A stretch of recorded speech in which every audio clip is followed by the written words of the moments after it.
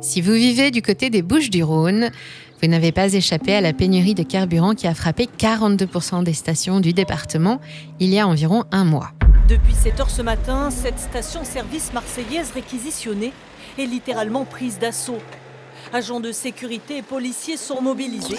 Comme d'habitude, le phénomène a entraîné beaucoup de désagréments pour la plupart des automobilistes. Alors pour éviter la galère, une poignée d'entre eux, parmi les plus pressés et les plus audacieux, a décidé d'employer d'autres moyens pour faire le plein, des moyens à la limite de la légalité, voire carrément interdits. Nous remarquons cette proposition. Eddy propose du diesel à 3 € le litre. À partir de juin, il y a du carburant.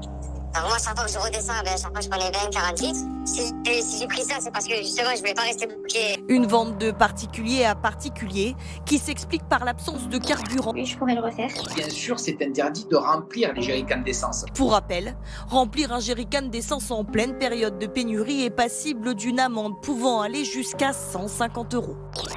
Ils ont décidé de se débrouiller eux-mêmes en se tournant vers le marché noir. En seulement quelques clics sur les réseaux sociaux et sur les sites de vente entre particuliers, ils ont pu dénicher et remplir leur réservoir avec du gasoil ou du sans-plomb à 3 € le litre, parfois plus, du carburant acheté ou volé quelques heures plus tôt par des revendeurs sans scrupules, qui ne se sont pas gênés pour rallonger la marchandise avec un peu d'eau. Dommage pour les moteurs. Quant à ceux qui n'ont pas la chance de vivre sous le soleil de Marseille, j'imagine que vous avez sûrement déjà dû faire la queue devant une salle de spectacle avant un concert ou devant un stade. Vous aurez donc, vous aussi, déjà aperçu de drôles d'oiseaux qui tournent en rond devant les portes en répétant « Ticket, ticket !» prêts à vendre des places qui paraissent officielles pour 4 ou 5 fois leur prix à d'autres oiseaux, un peu plus familiers, des pigeons, qui n'ont pas acheté la leur quand il était encore temps.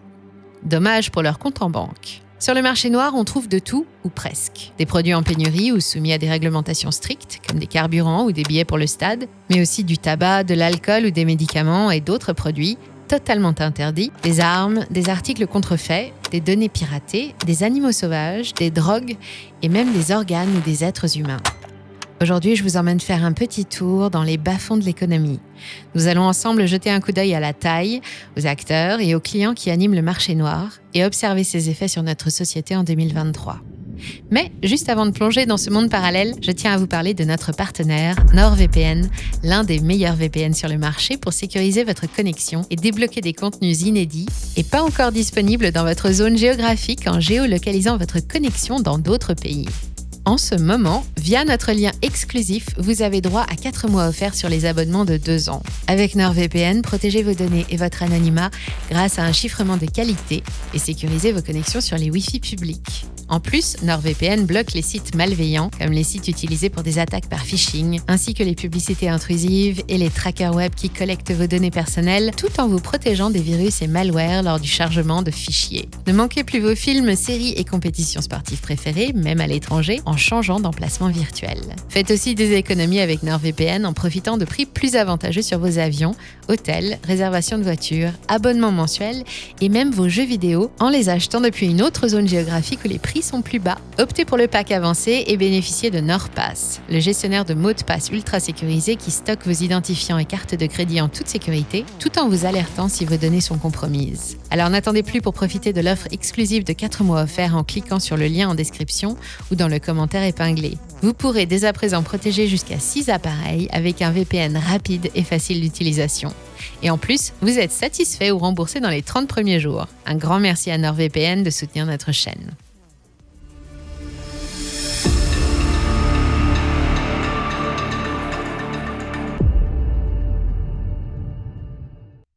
En matière d'économie, il y a l'officiel et l'officieux, ce qui se voit et ce qui ne se voit pas. Difficile à évaluer, l'économie souterraine concerne d'abord tous les biens et services produits normalement, mais cachés aux autorités, pour être vendus plus librement, sans supporter ni taxes, ni charges, ni impôts, et en contournant les lois et les règlements.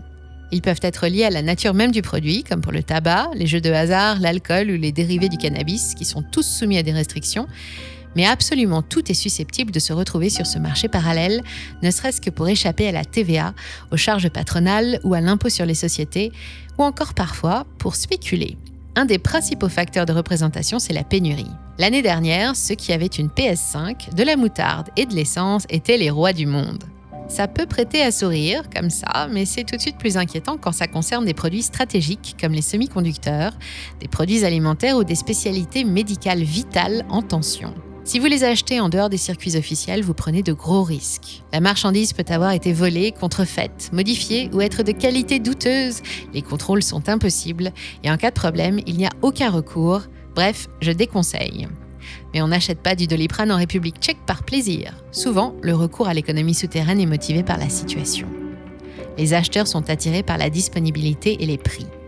On y trouve ce qu'on ne peut pas trouver ailleurs et on y vend ce qu'on ne peut pas vendre ailleurs non plus. L'origine de l'expression « marché noir » nous vient de la Deuxième Guerre mondiale. Elle fait même partie des 4 mots-clés qui ont résumé la vie des Français pendant l'occupation. Rutabaga, boudin, topinambour et marché noir. Pour se nourrir au plus fort des périodes de rationnement, on s'en remet au système D comme débrouille. Potager, élevage de poules, une vache au fond du terrain. Mieux valait vivre près d'un champ ou d'un verger qu'en centre-ville. Alors les citadins n'avaient pas d'autre choix que de négocier sous le manteau. Beurre, sucre, céréales, légumes et vin, à des prix plus raisonnables que ceux imposés par l'envahisseur et espérer échapper aux taxes. C'était une sorte d'économie du désespoir. Et si la motivation n'a pas changé, le marché noir de 2023 n'a plus grand-chose à voir avec celui de la guerre, ni en taille, ni dans son organisation.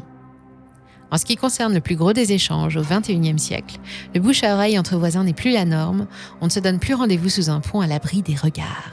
Tout est numérisé ou presque, et les vendeurs se sont professionnalisés pour offrir des services dignes des plus grandes marketplaces du monde, incluant même la livraison directe à domicile. À côté de ces petits acteurs qui apprécient la facilité de vente ou de l'achat en ligne, de temps en temps, de grosses multinationales y font aussi parfois parler d'elles. Des sociétés d'apparence honorable, ayant pignon sur rue et même cotées en bourse, comme Philip Morris, le fabricant de tabac, qui a créé le scandale en 2020 en reconnaissant approvisionner lui-même ses revendeurs sur le marché noir. Autre nouveauté, avant, tout se payait en petite monnaie, en or, en bijoux ou même en tabac, mais aujourd'hui sur ce marché 2.0, les transactions se règlent en crypto, en tout anonymat. Quand on est professionnel de l'économie souterraine, le dark web, c'est the place to be, parce que c'est là que se trouvent les clients à la recherche de l'introuvable. Acheteurs et vendeurs se donnent alors rendez-vous pour échanger sur des plateformes accessibles en ligne uniquement via le réseau Tor. Ne les cherchez pas sur Google, elles sont bien cachées dans les bas-fonds du net. Elles ne font pas de publicité, elles sont souvent éphémères et peuvent rapidement disparaître. De 2011 à 2013, pour acheter de la drogue et des armes, il fallait se rendre sur Silk Road, en français, la route de la soie. Comme quoi le dark web ne met pas forcément tout le monde à l'abri de l'œil de la justice, la plateforme a été fermée en 2013 et son dirigeant condamné à la prison à vie. Même destin pour son successeur de fait, Alphabet, avec AY à la fin, rien à voir avec la maison mère de Google, condamné à la fermeture en 2017, avec une différence quand même, son malheureux dirigeant, Alexander Kaz, a choisi de mettre fin à ses jours pour éviter la prison. Enfin, le Alibaba du dark web, l'Amazon des resellers, le géant du marché secret Black Market, a lui aussi été fermé en 2019 avant de rouvrir aussi vite sous le nom de Black Market Reloaded, ses utilisateurs reprenant leurs activités comme si de rien n'était. Armes, drogues, mais aussi espèces végétales et animales protégées, médicaments, mercure, plutonium, produits électroniques bas de gamme ou défectueux, fichiers de données personnels ou pédopornographiques, organes ou êtres humains.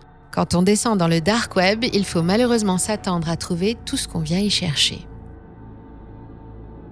Les trafiquants savent tout monnayer tant qu'il y a de la demande et les plateformes d'échange qui fleurissent sur Tor, avec paiement en cryptoactifs, garantissent que les opérations se déroulent sans risque ou que les autorités ne remontent jamais jusqu'à vous. Enfin, normalement. Alors évidemment, pour certaines personnes mal intentionnées, c'est très tentant, mais elles ne sont pas les seules à vouloir se faire une place dans l'ombre. Car si certains l'appellent marché noir, pour d'autres, c'est le système D, et d'autres encore, parmi ceux qui observent son développement depuis des décennies, préfèrent parler d'économie de l'espoir, comme le docteur Friedrich Schneider de l'université de Kepler de Linz en Autriche, qui nous offre une opinion moins tranchée. En 2009, selon l'OCDE, entre les sociétés clandestines du dark web et les revendeurs de bord de route du monde entier, près de la moitié de la population active de la planète gagnait sa vie en dehors des cadres légaux du travail ou du commerce, soit plus d'1,8 milliard de personnes, un pourcentage qui passe à 2/3 en 2020. Je vous le disais tout à l'heure, pas évident de quantifier exactement ce que représente l'économie souterraine, d'autant plus que la frontière entre ce qui est autorisé et ce qui ne l'est pas est souvent difficile à distinguer. Mais le docteur Schneider en a fait son sujet d'étude favori et il est parvenu à la conclusion que si notre marché parallèle était un pays, il ferait partie des superpuissances mondiales. À la louche, il évalue les transactions cachées dans le monde à plus de 10 000 milliards de dollars chaque année, soit plus que le PIB de l'Inde, de la France et de l'Angleterre réunis. Et encore, le docteur Schneider précise que son résultat ne tient pas compte des données issues des activités du grand banditisme ou du trafic de produits interdits comme les drogues ou les armes. Il inclut, en revanche, toute structure illégale ou clandestine qui négocie des produits autorisés au noir, comme des fruits et légumes ou des céréales.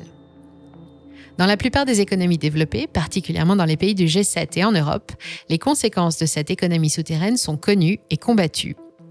On parle d'abord de l'impact négatif des échanges clandestins sur les revenus économiques, notamment le PIB, et sur les recettes fiscales de l'État. En France, par exemple, le manque à gagner lié au travail au noir et à l'économie clandestine a été évalué à plus de 12% du PIB par le Conseil d'orientation pour l'emploi, et chaque année, 5 à 7 milliards d'euros manqueraient dans les caisses des URSSAF. On parle ensuite de non-respect des lois du marché et de la libre concurrence, avec des produits dont les prix sont décorrélés de la réalité économique, et c'est comme ça qu'on obtient de la moutarde au prix du caviar. On les accuse aussi d'encourager, voire de financer les activités criminelles ou terroristes.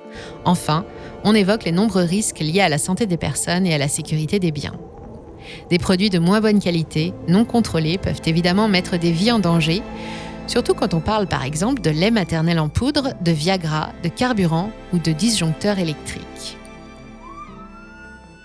Pour notre société dans son ensemble, combattre l'économie clandestine est un devoir et on ne s'étonne pas de voir nos autorités légiférer régulièrement. Les enquêtes menées régulièrement sur le dark web mettent de sérieux bâtons dans les roues des resellers et des dealers et les prérogatives des services des douanes sont régulièrement élargies pour faciliter les contrôles. La dernière mesure en date en France, un décret. Depuis le 11 février 2021, le fisc et les autorités frontalières ont accès aux données publiées par les utilisateurs de réseaux sociaux comme Instagram ou Twitter, ou de plateformes d'échange entre particuliers comme Le Bon Coin, et ils peuvent utiliser les informations postées pour détecter d'éventuelles activités prohibées. On vous a d'ailleurs préparé une vidéo sur ce sujet en particulier. Quant aux États-Unis, c'est évidemment un secret de polichinelle. Le FBI et la CIA ont la chance d'avoir un bureau directement dans les locaux de Facebook et de Twitter, officiellement pour les mêmes raisons. Quoique chez Twitter, depuis l'arrivée d'Elon Musk, les choses ont un peu changé. Mais si la chasse est ouverte dans les pays de l'OCDE, c'est loin d'être le cas partout, car pour beaucoup de personnes dans le monde, le marché noir et le travail informel, c'est une question de survie. Pendant que notre société moderne nous apprend à l'associer aux mafias, aux cartels, aux marginaux des milieux populaires, à Al Capone ou à Pablo Escobar, et que l'expression a pris chez nous un sens péjoratif, pour d'autres, ce n'est pas que du folklore. C'est un véritable système économique alternatif, porteur de tous les espoirs, et c'est même le seul moyen dont disposent les plus fragiles pour se sortir de leur misère et entamer leur ascension sociale. L'expression d'économie clandestine englobe des milliers de situations différentes qui vont du groupe mafieux armé à la tête d'un stock de voitures de luxe volées à la femme laotienne qui se rend au marché pour vendre des papayes et des œufs ou les échanger contre du riz ou du poisson. Ils ont un point commun, ils cherchent tous à améliorer leur niveau de vie et certains pour cela n'hésitent pas à mettre leur propre vie en danger, mais tout comme on n'achète pas du Doliprane fabriqué par Bazarland par choix personnel, on ne vend pas non plus à la sauvette par plaisir. Ceux qui utilisent le système D pour monter des business clandestins n'ont en réalité pas d'autres moyens à leur disposition pour gagner de l'argent et s'assurer de quoi manger. Partout, aux quatre coins de la planète, on rencontre de plus en plus d'artisans, de petits récoltants ou de prestataires de services qui gagnent leur vie dans l'illégalité la plus totale, parce qu'ils n'ont pas les moyens de créer une entreprise ou de monter un commerce en suivant la voie officielle. Créer une boîte, même petite, ça coûte cher partout dans le monde. Tous les acteurs qui fréquentent les marchés noirs ne cherchent donc pas systématiquement à gagner de l'argent en fraudant, en vendant de l'ivoire, de la corne de rhinocéros, des missiles ou de l'uranium. Beaucoup sont des travailleurs motivés, autofinancés et qui ne rêvent que de changer de conditions. Selon les conclusions du Dr Schneider, il faut donc plutôt juger le développement de l'économie parallèle comme le résultat de nos capacités d'adaptation et le prendre comme une preuve de résilience. Et puis, les histoires de ces entrepreneurs de l'ombre qui sont parvenus à s'élever dans l'échelle sociale grâce au marché noir, jusqu'à atteindre un niveau de vie qui leur permette de régulariser leur situation, ou pas, sont de plus en plus nombreuses. Et ces exemples suscitent énormément d'espoir. D'un autre côté, particulièrement dans les pays émergents, l'économie souterraine a besoin de main-d'œuvre et crée de l'emploi. Il s'agit souvent de jobs précaires et en marge de la légalité et des statistiques, mais ils font cependant vivre des milliers de familles. Au Venezuela, au Cambodge et en Mauritanie, on vous dira aussi que c'est grâce aux marchandises douteuses produites et transportées partout sur la planète que des milliers de sociétés ont pu voir le jour, officiellement cette fois, et fournir d'autres emplois à d'autres familles. L'émergence et la montée en puissance de l'économie informelle surprend le monde entier, mais pourtant, quand on le voit comme ça, il n'y a rien d'étonnant. En dehors des activités criminelles, c'est encore l'un des seuls endroits où chacun peut espérer créer sa propre richesse, tout particulièrement les exclus du système, y compris dans les pays développés. Avec près de 10 000 milliards de dollars qui s'échangent entre des milliards d'individus, aucun GAFA, aucune banque, ni même aucune compagnie pétrolière ne peut se réjouir d'en faire autant. Et avec la crise générale du pouvoir d'achat, les menaces de récession et le renversement des forces sur l'échiquier du monde, malgré les efforts des autorités, l'économie parallèle n'a pas fini de grandir et la débrouille pourrait peut-être même devenir la nouvelle norme. Alors, et vous ? Vous êtes plutôt du genre assisté ou débrouillard ? Venez discuter avec les autres membres de la communauté sur Twitter, TikTok ou Instagram. Et n'oubliez pas de jeter un œil à notre partenaire NordVPN en cliquant sur le lien et de bénéficier de 4 mois offerts. Protégez votre vie privée, débloquez des contenus exclusifs et faites des économies avec NordVPN. Essayez-le sans risque grâce à la garantie satisfait ou remboursé de 30 jours. Si vous avez aimé cette vidéo, pensez à nous laisser un like et à la partager. Et nous, on vous dit à très bientôt sur Money Radar.